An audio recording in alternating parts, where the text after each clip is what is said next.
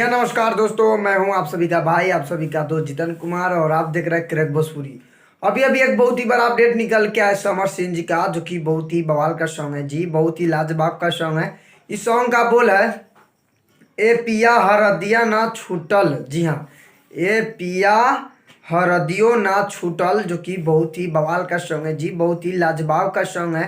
भोजपुरी लोकगीत है जो कि बहुत ही कमाल का सॉन्ग है। इस सॉन्ग का बात किया जाए तो इस सॉन्ग कल सुबह 1 अक्टूबर के सुबह 6 बजे Samar Singh official YouTube channel पे आप सभी को फुल वीडियो देखने को मिल जाएगा। तो जी हम बता दें कि कल सुबह में 1 दिसंबर सुबह 6 बजे Samar Singh official YouTube channel पे आप सभी को फुल वीडियो देखने को मिल जाएगा। तो जी हाँ, इसमें फेस आने वाली है आकांक्षा दुबे जी। जी, समर सिंह जी और आकांक्षा दुबे जी इसमें फेस आने वाले हैं, जो कि बहुत ही बवाल का सॉन्ग है।